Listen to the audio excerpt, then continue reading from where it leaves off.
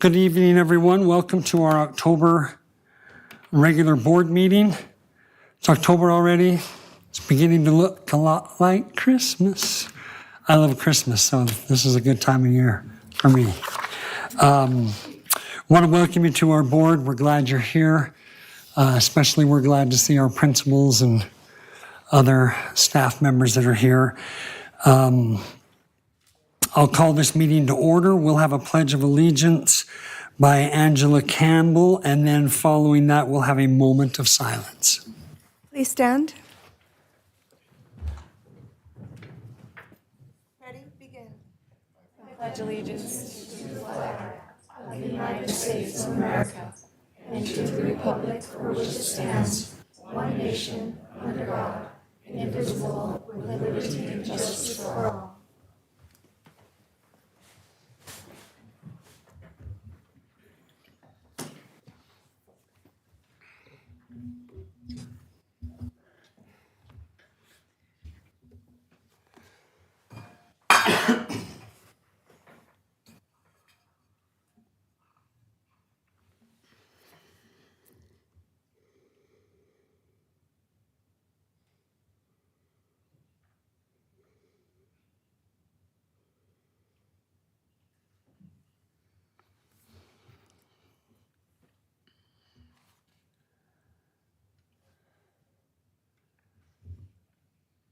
Thank you all very much.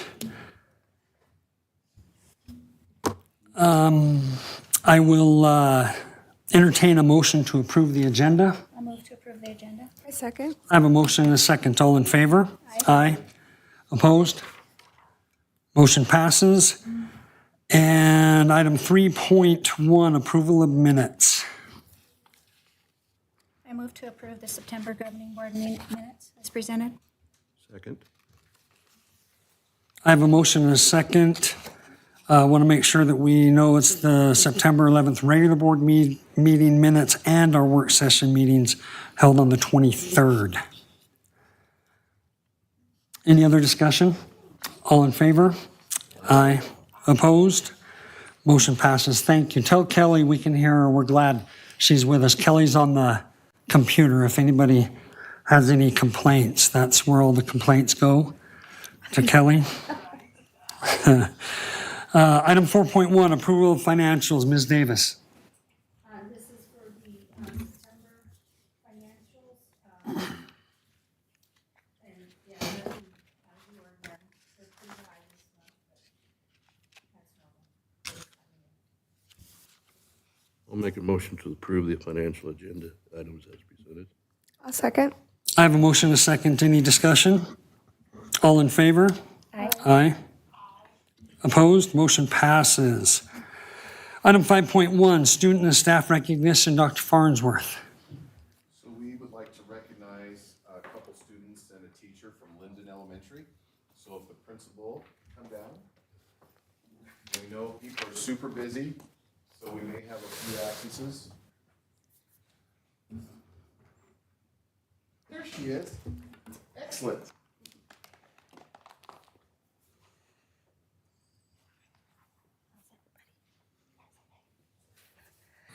Okay, how's everybody tonight? Great. Good.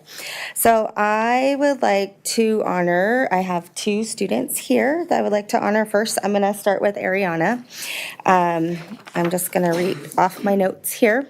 So I just want to say it's been great getting to know Ariana these last couple of years. She definitely is a smiley, bubbly person, and she's always one that I know who will always help a friend in need, or if there is somebody alone, she always includes them. Ariana's teacher says, Mrs. Whipple told me that Ariana is one of those students you can always count on. She's hardworking, she's respectful, and she's always willing to help. And it's not just her teacher who sees that. Her classmates describe her with words like kind, funny, trustworthy, and even a leader. What I love about Ariana is that she's the type of student who quietly sets the tone in a classroom. She does the right thing, and she's a good friend to everyone, and she truly models what it means to be respectful, responsible, safe, and kind. Linden is so lucky to have Ariana, and I'm so proud to recognize her tonight. So you have this fun thing, and then I just have this gift for you. So.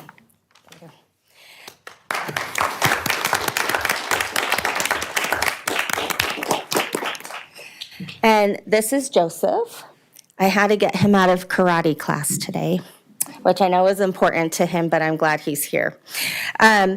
This is Joseph's first year at Linden, and in just 9 weeks, he has already made such a big impact on everyone around him. His classmates describe him with words like kind, respectful, helpful, responsible, funny, and a leader.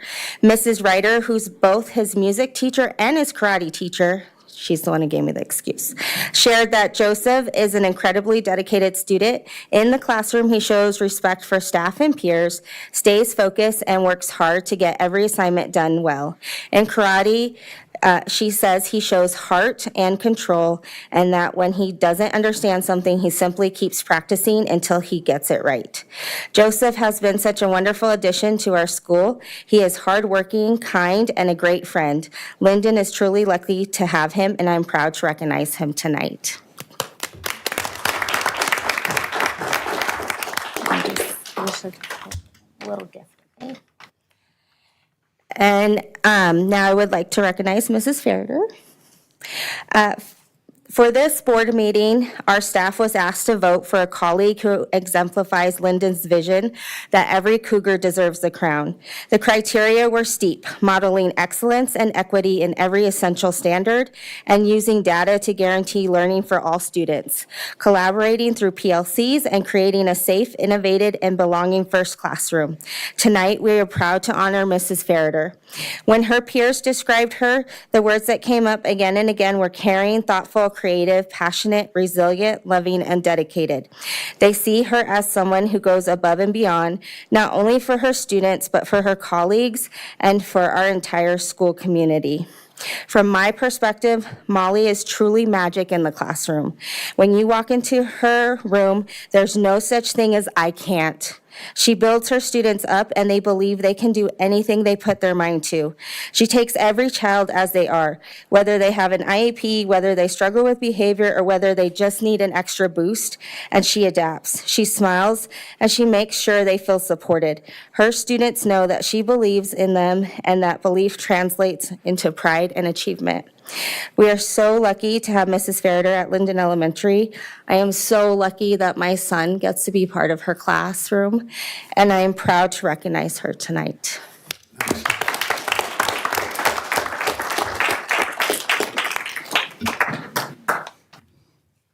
Come up and take a picture with us, please.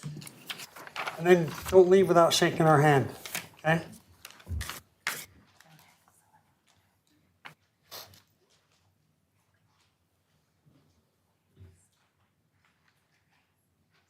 Now, parents, if there's parents here that want to get pictures, come on down. 1, 2, 3. Thank you. Grandparents, Yeah, whatever. relatives, Come on down. neighbors. Anybody with a camera? She might want to be in the picture.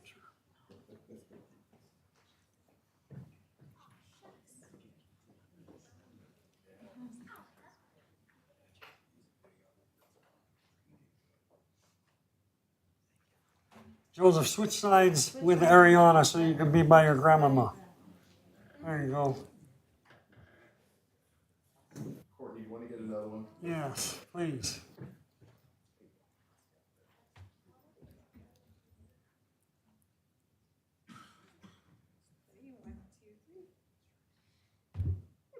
You hiding over there? Perfect.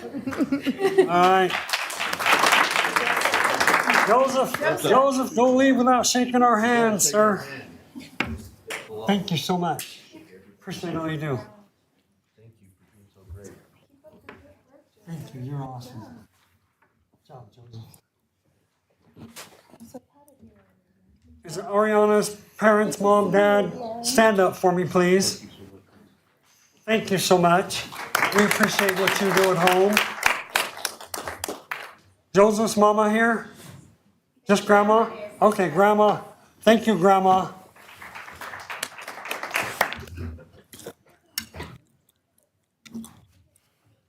We love it when you guys come and see us. Thanks so much, and keep up the good work. All right, item 5.2, National Principal Appreciation Month. Mr. Farnsworth. So every job in the school district is extremely difficult. Working in public education is a challenge no matter what job you hold. But there are some jobs that are extremely challenging, and that's the role of a building principal. And so if I could have all the building principals come down, I told them there'd be a surprise, but I said, keep your expectations low. So That's what I tell people about me. come on, principals. Reagan, are you able to come down? If not, let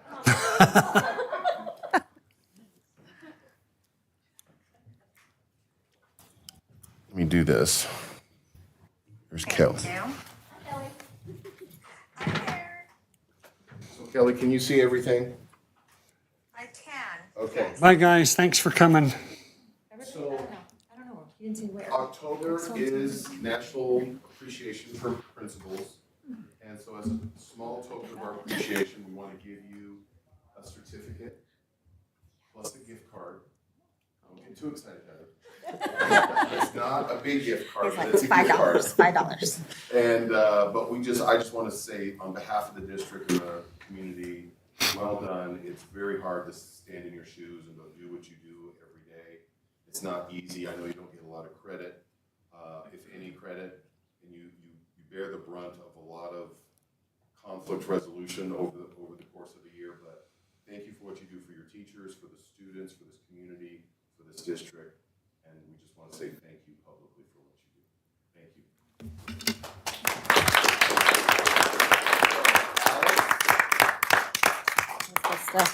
Sorry. We'll pretend this is like graduation. Here we go. Stand up here. Heather.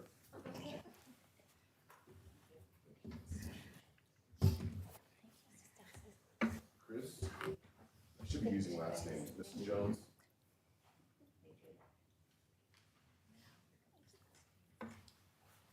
Mrs. Hart.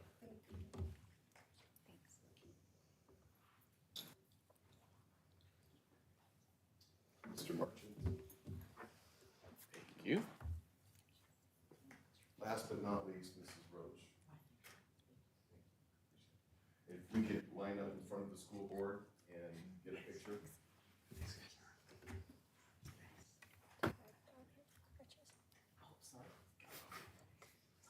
Don't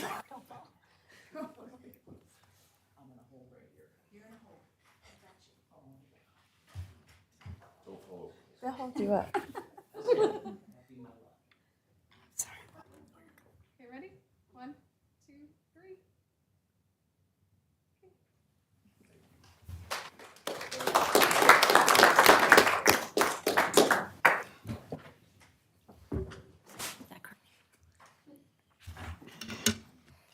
Mr. Farnsworth, if it's okay, if there's any board member would like to say anything to it about the principals, this would be a good time to do it. Well, I've met with Mr. Marchant in the past, and he was just so sweet to have spent 2 hours of his personal time giving me a tour of the school and answering my 101 questions. He gave you 2 hours? Yeah, he He did. gave me 10 minutes. That ain't right. Not right. I just really appreciate what each and every one of you do, and your participation matters. Thank you. I know that sometimes I'm a little grouchy, a lot of times, but I, for one, appreciate what you guys do. You don't get enough credit. You really don't. And you're down in the trenches. I mean, you're making things happen and trying to keep the peace and trying to keep everybody going in the right direction. And sometimes that's overlooked. And I hope that I don't overlook it. But I just wish to thank you for all you do. Well said. Would you like to say anything? Please, I'd like to say thank you for all you do for supporting us and for supporting your kids and our students. And we love you and couldn't do it without you. Thank you. I also would like to thank you, not just in the month of October, but every month. I know you guys work hard and appreciate all you do for our students and families. I just want to say I'm available to help you spend that card wherever it is, whatever it is. I'm sure there's something that I would like. In all seriousness, you guys are the best.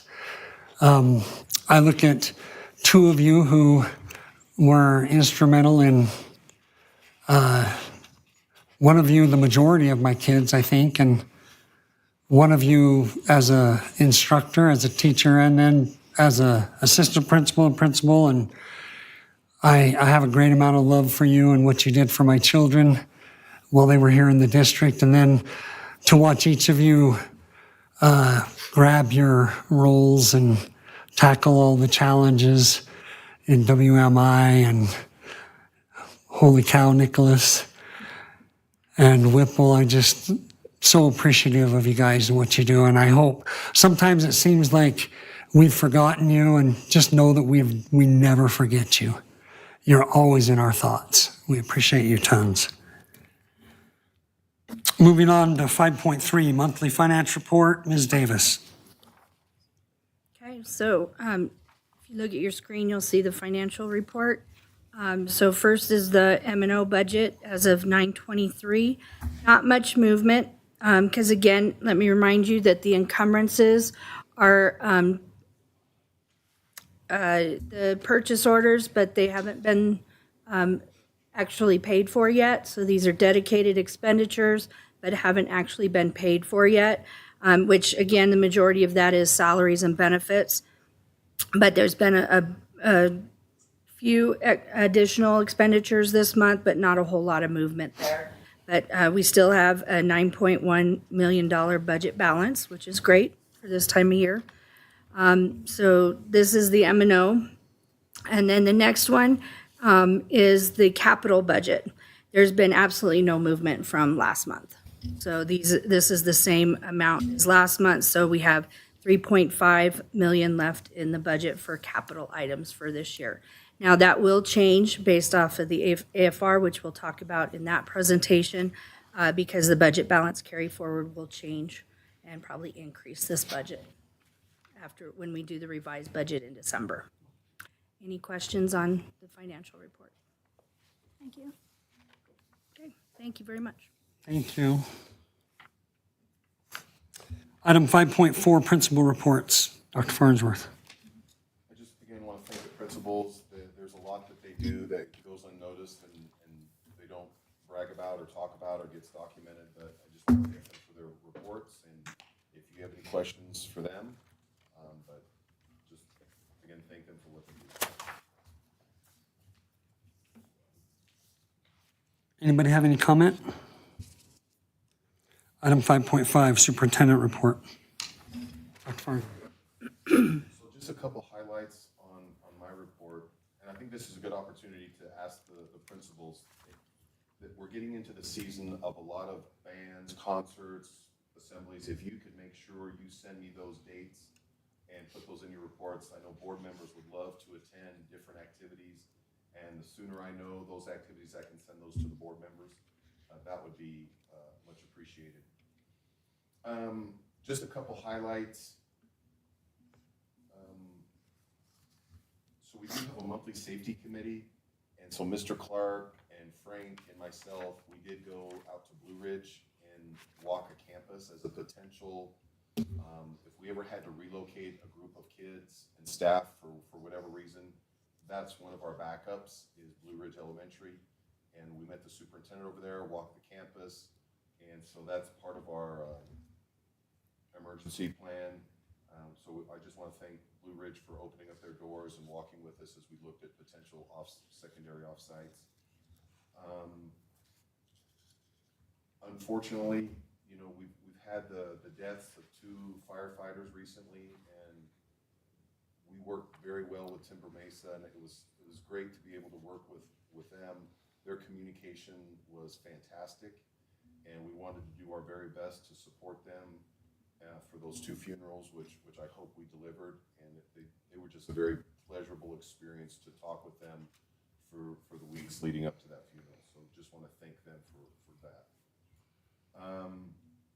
I was able to speak last night at the Honor Society at the high school, and we've started our strategic planning process. I think I've shared that with you.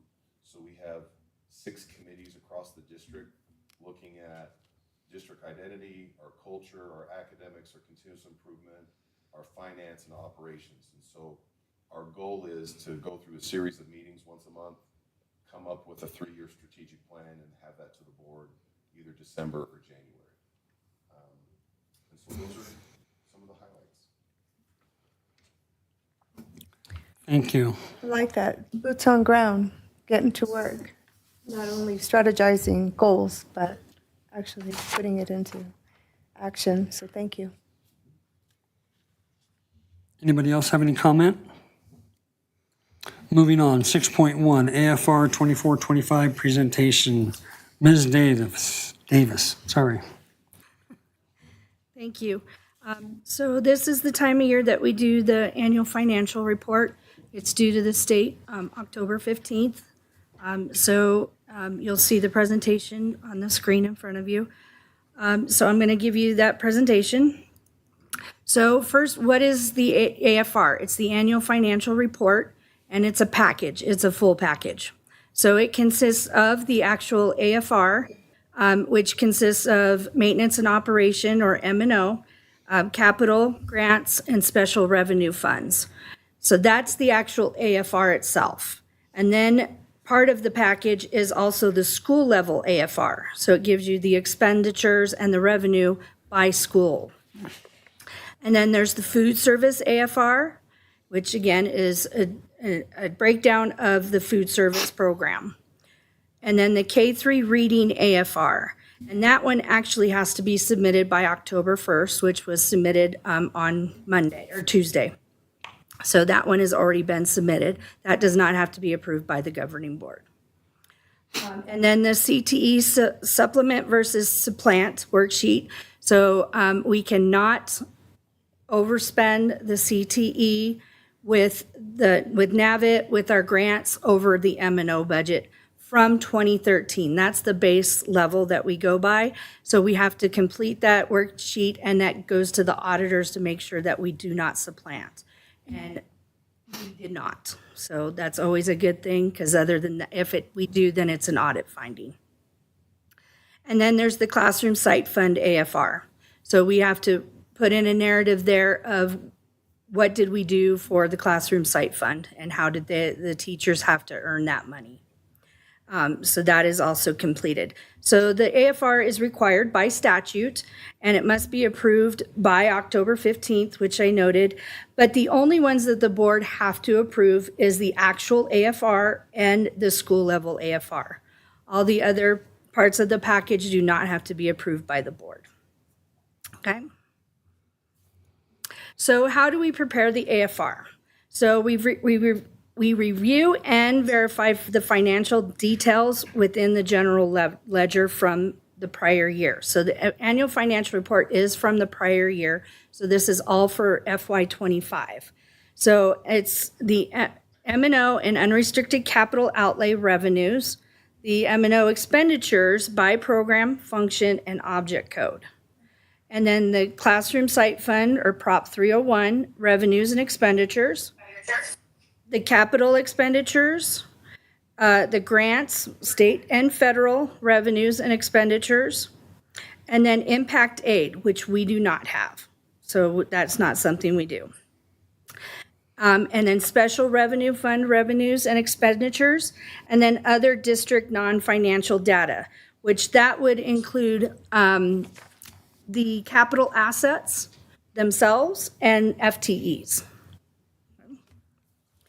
So that also, with that preparation, so that what that consists of is verifying the cash fund, controlled funds, so making sure that none of them are in the negative. So part of the audit is none of the cash funded controlled funds cannot be in the negative at the end of the fiscal year.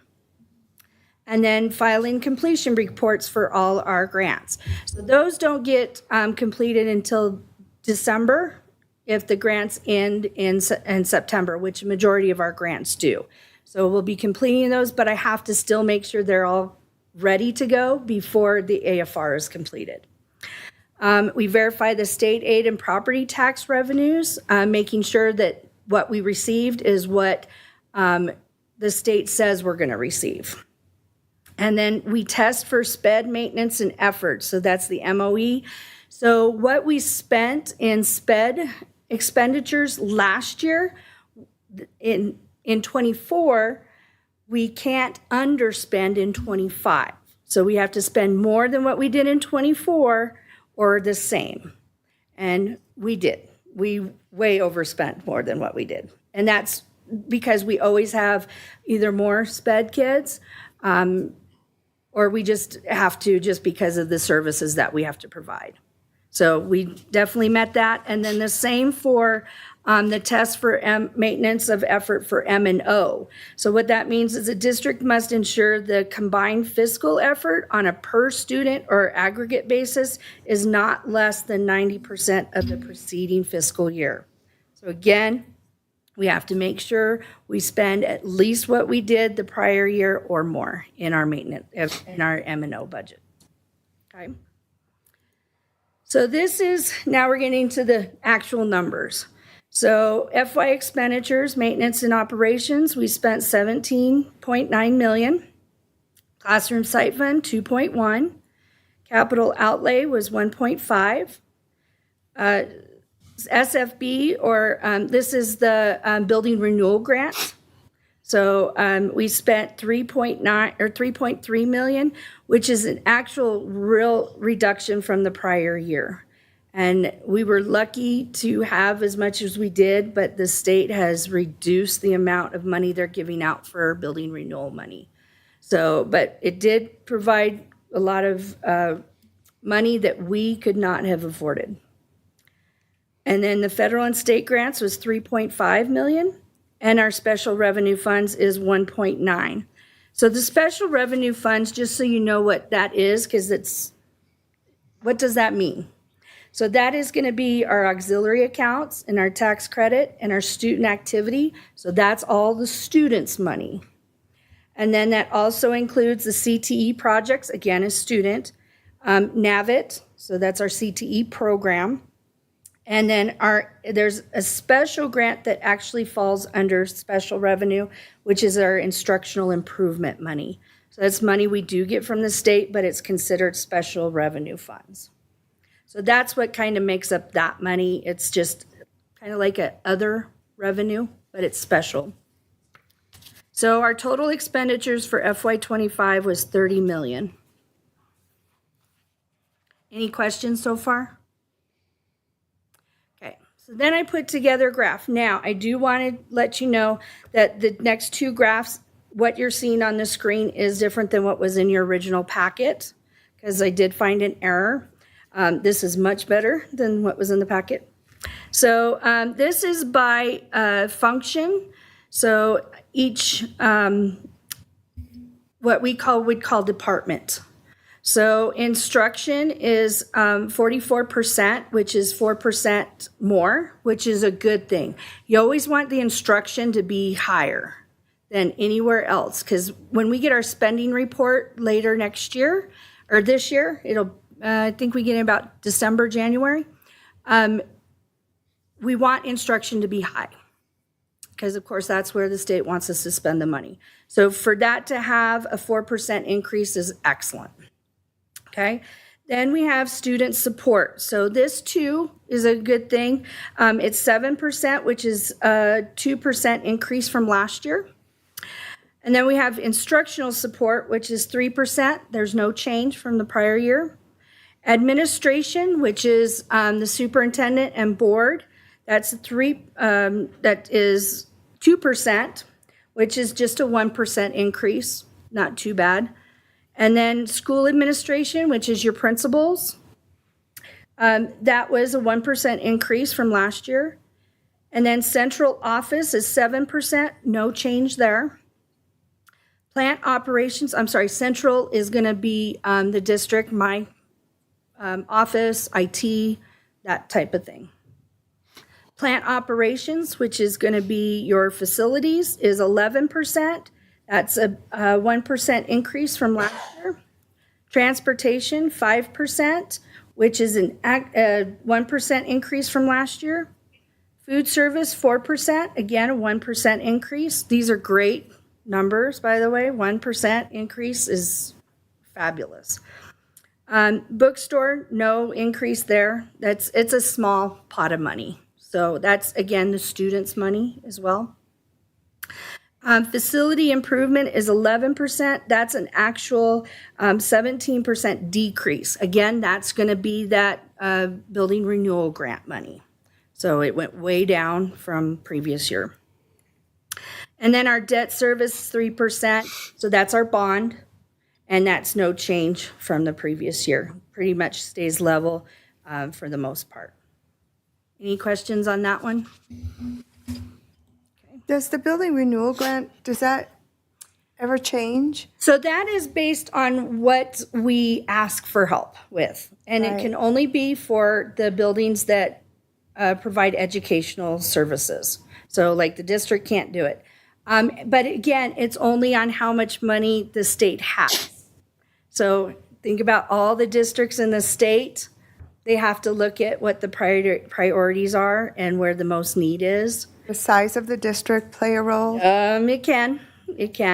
But they've done a lot for this district over the years. So, but there's just no money. Even the money that they're doing this year, there really isn't any. They're really backflowing from last year with the money that they got this year. Okay. So yeah, it's bleak. So it's tough. All right, so the next slide is actually by what we call object codes, so the expenditure type. So the first one, again, is instruction. So it's 44%, which is a 13% increase from last year. Which is, again, or I'm sorry. Yeah, 13%, sorry. Which is huge. Great. So then, I'm sorry. I did not go to the next slide. Sorry. So salaries is 47%, which is a great increase. And then benefits is 16, which is a 4% increase, which you're going to see because benefits go, that's going to be your insurance and retirement, which always goes up every year. So you're expected to see an increase there. Purchase professional services was 5%, which was only a 1% increase. And then your purchase property services, again, that's going to be the SFB, and that was a 17% decrease. And then other purchase services is 4%, no change there. Supplies and utilities, believe it or not, 7%, no increase there. So that's great. Capital, 3%, no increase. And then debt service, 6%, again, no increase there. So our expenditures for FY25 looked really good at the end of the year. So any questions on this slide? The purchased professional services, do those work under contract? That's what most of those are. So they will most likely not change until the renewal of a contract? Correct. All right, so the projected budget balance carry forward for this year is our budget was 23.4, the expenditures were 17.9, which is giving us a 5.5 budget carry forward to FY26. And then the unrestricted capital was 4.5 with expenditures of 1.5, so a carry forward of 3.3 million. So, but with that being said, there's a note. So projected budget balance carry forward may adjust based on a final budget determined by ADE and any audit adjustments for the classification of expenditures. So what that means is, again, once ADE gets the AFR, they do their analysis, they calculate, they have their calculations. If they find any issues or there's an adjustment to the budget, which can happen after the AFR for the previous year, we could either gain budget capacity or we could lose budget capacity for whatever reason. Then there's also the audit. So we are not done with our audit. If the auditors find issues with coding or other things, they can make adjustments, and that could change our budget balance carry forward. It's usually, even if they're usually minor. I think the year before last, I think there was a $56,000 decrease. And then we actually did a change to the AFR last year and gained another $20,000. So the difference between the two was a $30,000 decrease. So it happens, but that, again, that's minor compared to our $23 million budget. Any questions? Okay. So notes about the 25 closeout and impact on FY26. The 25 ending M&O budget carry forward is approximately $50,000 less than last year. Again, not too bad. It's still a good carry forward. The FY26 adopted budget is underestimated. This is intentional, which allows the capacity to be added to the budget.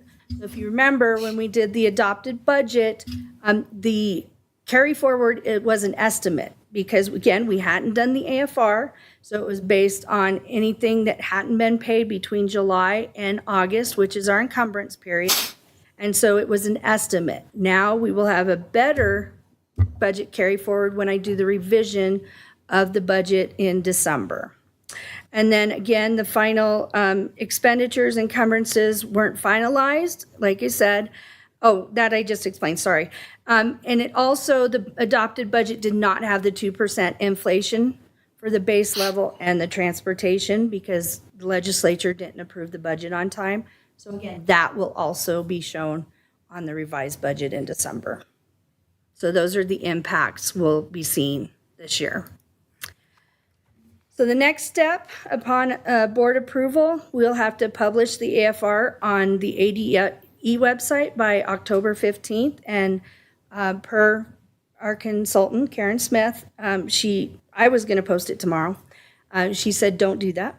She said, wait till at least October 14th, because the Auditor General does make some corrections to the spreadsheet, which does not affect our approval, made sure of that. So we will be uploading it on the 14th of October. And then the district, it has to be uploaded to the district by November 15th. But it will be uploaded after I upload it to ADE. And that will stay, if you notice on our website on business services, we have them all for multiple years. We really never take them off. And with that, I will entertain any questions.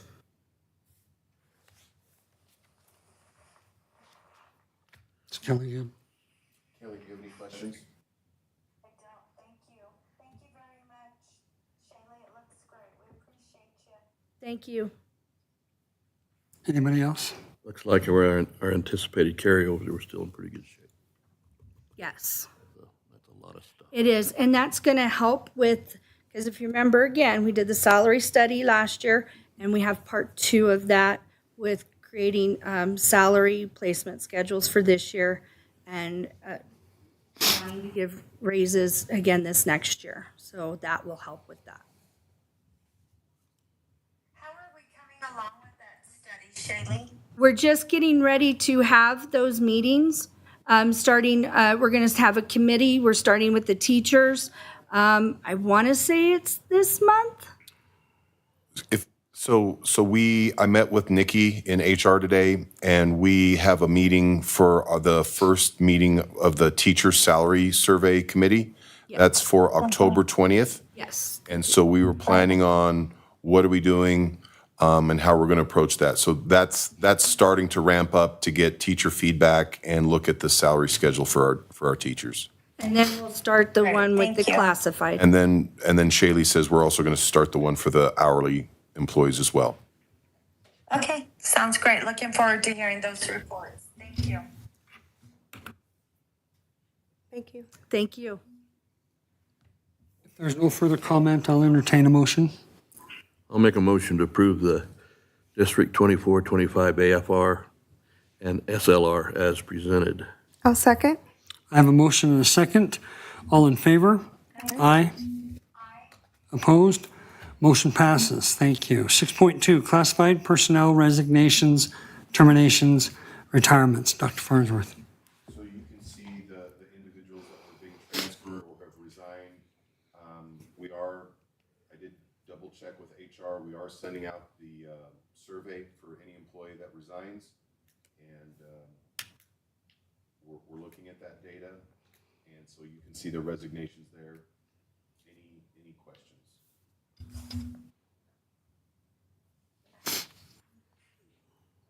I move to approve all classified employee actions as presented. Second. Motion and a second. All in favor? Aye. Opposed? Motion passes. 6.3, classified personnel employment. Dr. Farnsworth.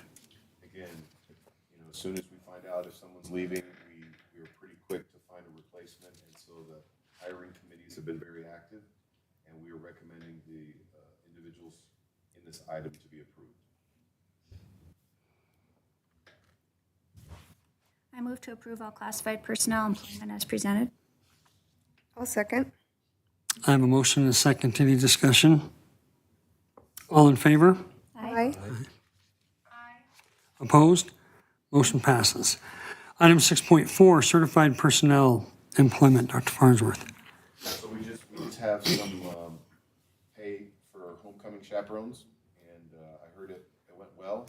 Lots of kids, if you saw the video, hardly had any ribbon dance, but I would recommend that you would approve these financial compensation for these chaperones. I'll make a motion to approve the certified employee actions as presented. Second. Motion and a second. All in favor? Aye. Aye. Opposed? Motion passes. 6.5, voucher agreements. Is this yours, Dr. Farnsworth, or is this yours? Yes, these are volunteer agreements. So what we've noticed over the years, and Oh, I'm sorry. I said voucher. I apologize. I need to go back to high school. Volunteer agreements. My apologies.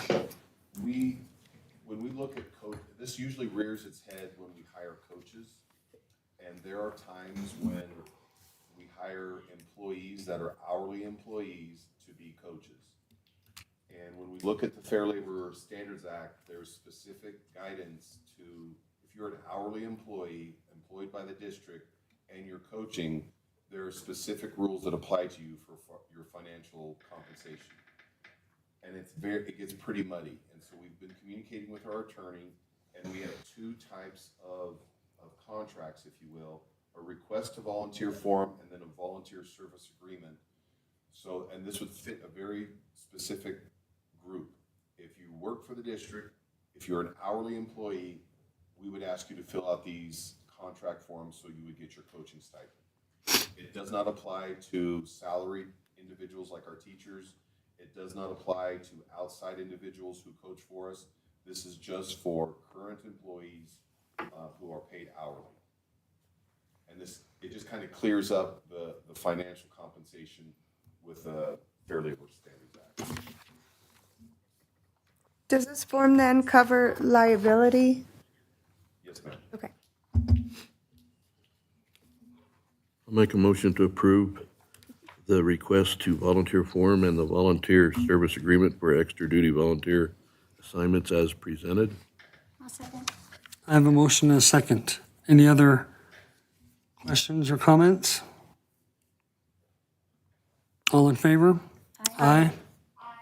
Opposed? Motion passes. Item 6.6, superintendent goals. Dr. Farnsworth.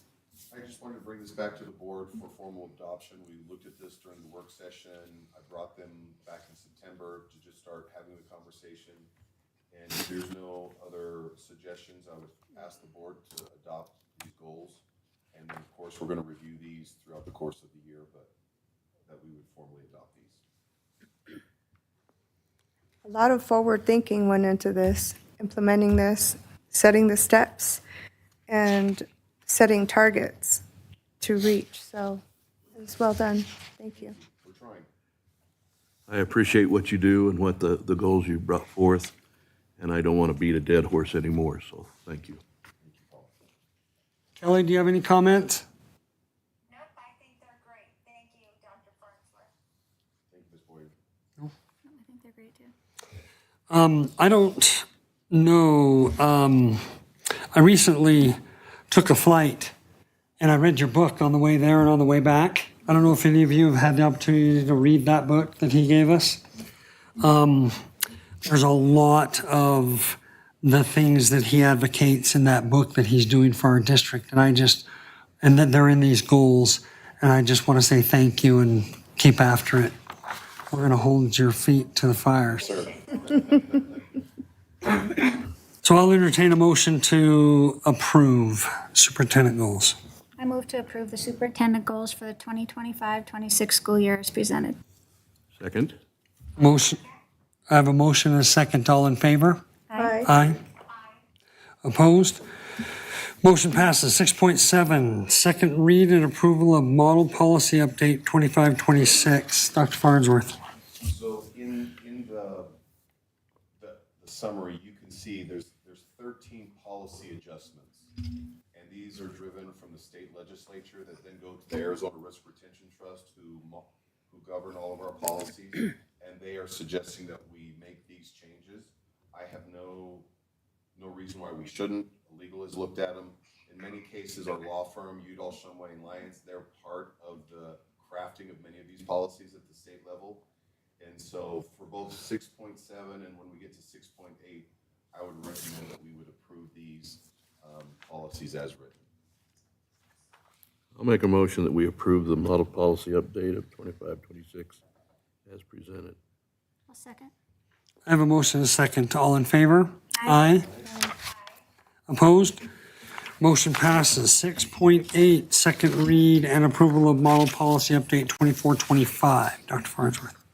Again, you can see in this model policy adoption, there's 3 specific adjustments or additions to our policy, and I would ask that you would adopt those in full. I move to approve the model policy update for the 24-25 school year as presented. Second? I have a motion and a second. All in favor? Aye. Opposed? Motion passes. 6.9, school facilities FY26 capital plan. Dr. Farnsworth. So every year, we need to bring to the school board our capital plan for approval, and then we upload this to the school facilities board website. And this is another key metric that we have to meet, so future building projects can be approved by the state on our behalf. So if we don't have these things board approved and uploaded, it's just holding us back from getting potential state funding in the future. When we submit these, and we're not given the money, do we submit it again the next year, or? We submit the capital plan every year, and going back to what Mrs. Davis said, the state has allocated over the last couple of years about $200 million in different projects. They have way more than what they can fund. Yeah. And so everyone's in a waiting line. And so what they've come out with is some key performance indicators, like you can't have any outdated BRG grants, you can't have anything that's not completed any reports, you can't have any outstanding building projects. So everything on our end has to be pristine, and then that will qualify you to get in the pecking order to get potentially funded if they have the money.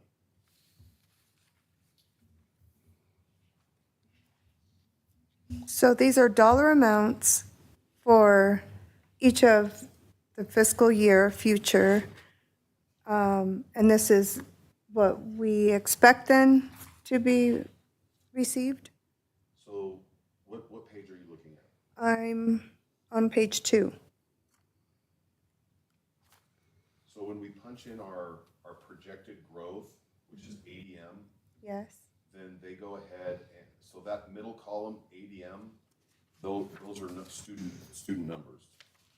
Student, okay, they're not dollar amounts then. Those are not dollar amounts. Okay. Okay, thank you for clarifying.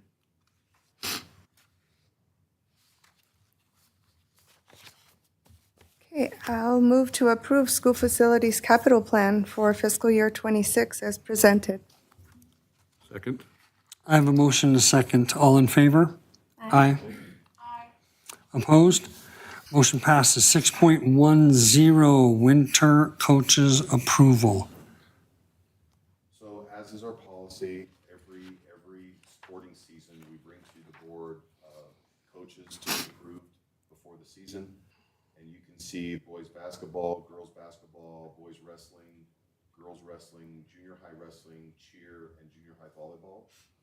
And you can see the stipend amounts, and we would recommend that you would approve those on behalf of the athletic director. I move to approve the winter coaches and volunteers as presented. I'll second. Motion and a second. All in favor? Aye. Aye. Opposed? Motion passes. 6.11, PTSO organization approval. Ms. Davis. So part of our new policies and procedures that Ms. Smith put in place last year is every year we have to approve the new PTSO officers. So these are the first two that we've received from the schools. So we ask that you approve the PTSO officers for the junior high and Nicholas Homestead. When will we get the rest? We're working on that. Thank you. I move to approve the PTSO organization officers as presented. I'll second. Motion and a second. All in favor? Aye. Opposed? Motion passes. 6.12, school properties disposal. Ms. Davis. We only have one tonight, and it's the bus barn. There's a couple scanners and an oil tank that are old and not being used, so we ask you to approve that we are able to dispose of those. I move to approve all school property items for disposal as presented. I'll second. Motion and a second. All in favor? Aye. Aye. Opposed? Motion passes. 6.13, approval of Benji MOU. Does that say Benji? Yes. Like the dog? So in collaboration with Mr. Marchant, the high school principal, he included me on a conference call that we had with these individuals for this app. It's an actual app. It's called Ask Benji. And what it does is it's an opt-in app, so you have to opt in as a parent and as a student. And Ben, correct me if I'm wrong, it's geared toward 11th and 12th grade students, primarily 12th grade students, as they start to transition to life after high school. So one of the things, if they're planning on going to college, is they have to fill out a federal financial aid form called the FAFSA. So it really gives text reminders to parents and students about deadlines, filling out the FAFSA, potential scholarships in the state, and it's from the webinar that I received, and Mr. Marchant, they've used this in the past. It's a great tool to help the counselors and administration send out text updates really towards our seniors and their parents, like, hey, don't forget, the FAFSA deadline's coming up. Hey, don't forget, college scholarship deadline for this is coming up. Hey, make sure you fill out this. So it's really geared towards helping those students and families who want to go to a college or university after high school. Mr. Marchant, did I forget anything? Okay. Didn't we approve? It says it's an opt-in, right? So the parent actually has to say, I agree to get the text messages, I agree, and they can stop at any time. And same with the student. They have to opt in to get those text message reminders. Didn't we approve something similar to this earlier on? We did. So we actually have 3 MOUs with NAU, GCU, and ASU, which they're actually pushing information out to the seniors for scholarship, entrance exams, entrance criteria, because they all are competing for students. Like, we come to NAU, come to GCU. So this is similar, but the other ones are just like they're trying to recruit kids to come to their university. And this is a new app. And this is an app to just like, hey, make sure you fill out this for all colleges and universities. Good. So this will be to the benefit of each of the high school counselors who are guiding our kids and encouraging them and the, It's AI driven. okay. So it's a specifically designed AI tool that will answer specific questions for how to fill out the FAFSA and all that, so they can text with it. It's kind of weird. It's the world we live in, but yeah, so they can text with this AI bot and it will answer all their questions for them on how to fill the form out and all that, so.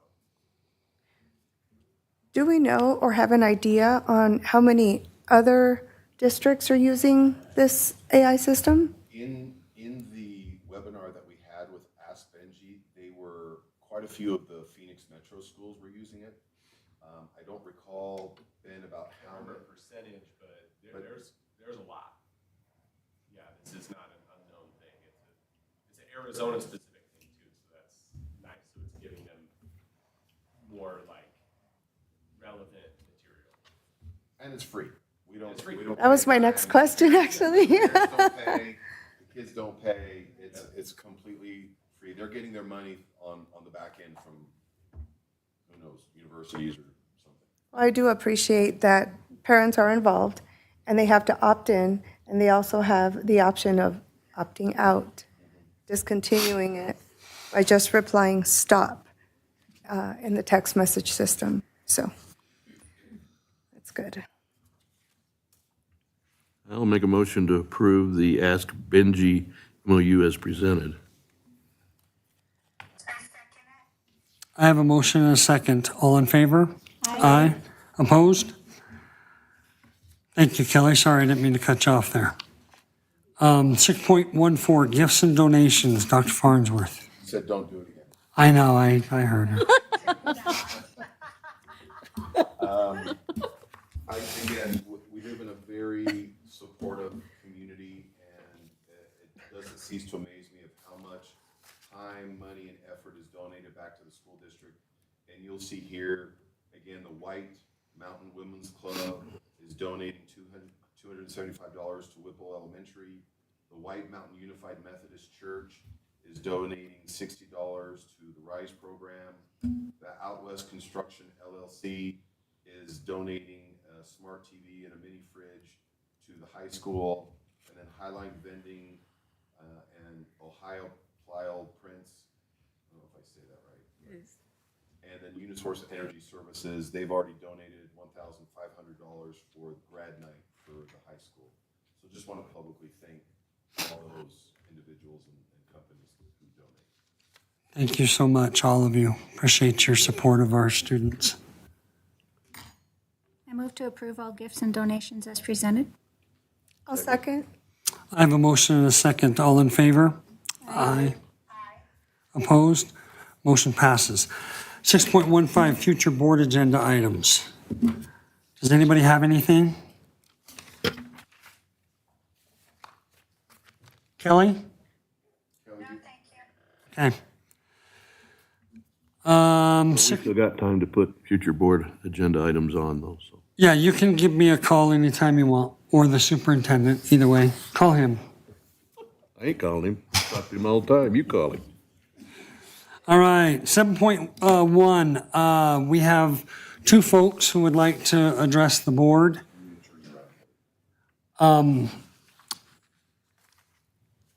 Please state your name when you come up, and remind you have 3 minutes. And if you would, let's avoid names or anything of that sort. Okay. Josh Tatum first.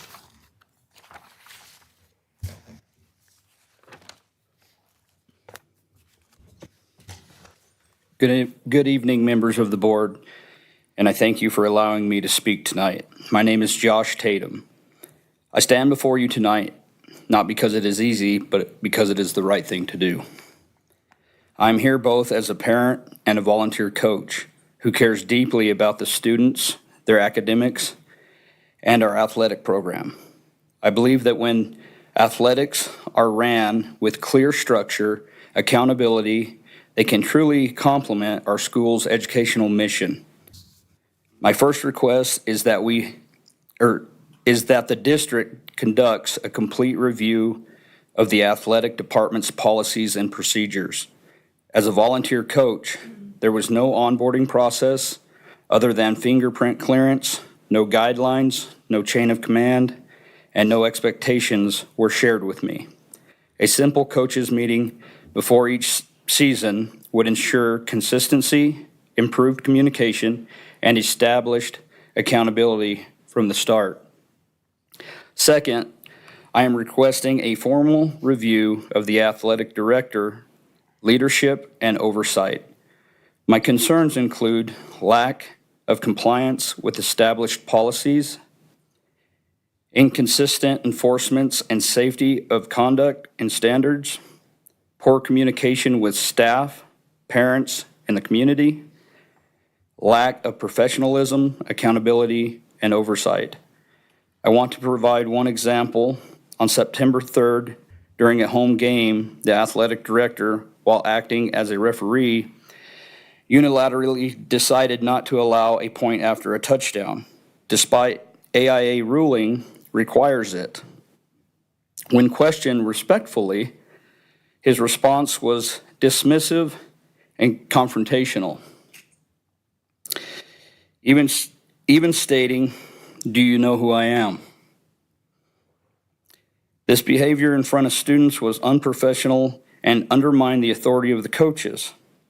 Further, in September, after a conflict at practice involving two students, athletes, the athletic director removed a volunteer coach without following due process or the grievance procedures outlined in the student-athlete parent code of conduct agreement. Neither the assistant coaches nor other parents were interviewed before this decision. Meanwhile, the student and parent involved in the altercation who violated the code of conduct faced no disciplinary action. This inconsistency sends the wrong message to the students and undermines the fairness and accountability. These are just a few examples, but they point out a larger issue: a lack of clear leadership, accountability, and alignment with the district's policy. I'm not here to criticize for the sake of criticism, but to ask that we hold our athletic program to the same standard and professionalism and fairness that we expect from our classrooms. I'm like 2 sentences, and I'll be done. Thank you. I appreciate it. I respectfully ask this board to, 1, review the athletic department policy and procedures for accuracy and compliance. 2, evaluate athletic director's compliance, leadership, and oversight.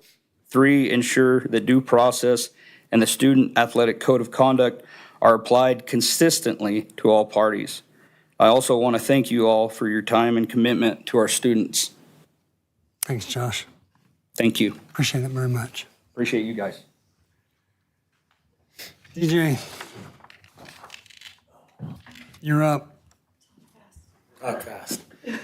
Good evening, guys. I don't want to take away from any of the thanks that everybody's gave you tonight, because I think that's really awesome, especially being a member of the public myself.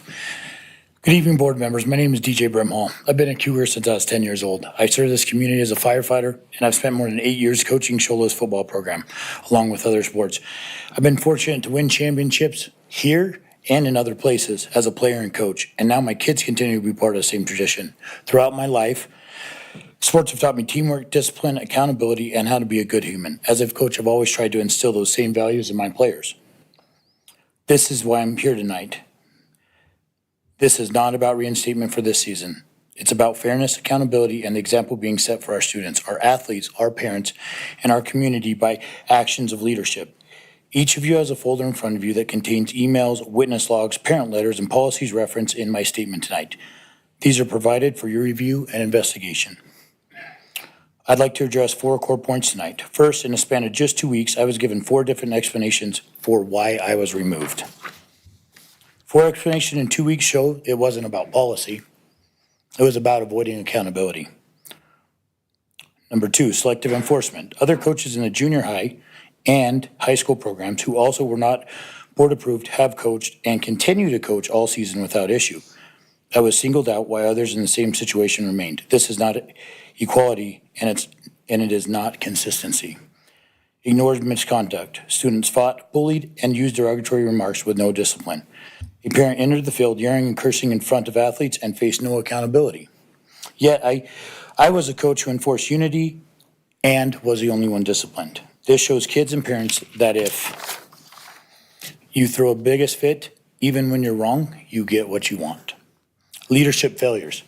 The superintendent admitted oversight, then tried to shift responsibility and ultimately ended the conversation by saying, "This will be my last conversation with you."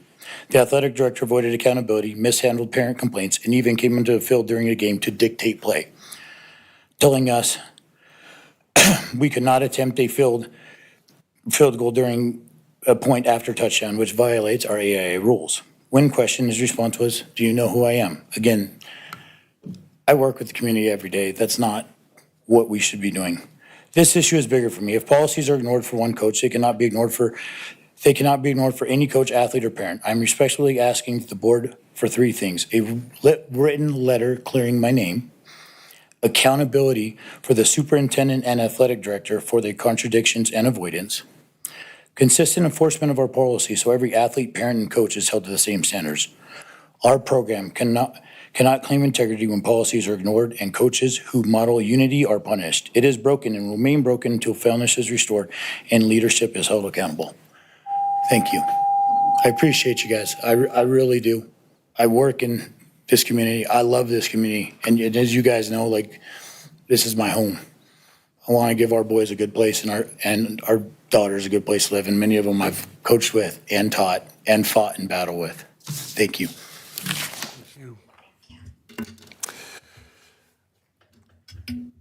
Thank you very much for your comments. For myself, if we have anybody out there that's not been board approved, that needs to be remedied immediately. And then also, I have a question. Heretofore, parents were not allowed at practice because of these type of incidences. Is that still our rule, junior high, high school? Can I face the board there where you guys could ask questions? No. Thanks, though. But I'm curious. I'll find out. Would you please find that out? Because my understanding, and unless we've rescinded it, we've had these issues before, and that was the reason why parents weren't allowed at practice, because they end up taking over. So if you'll check on the fair inconsistencies and then the parents at practice, and then obviously we need to address the issues that have been brought before us. Yes, absolutely. Please. Okay.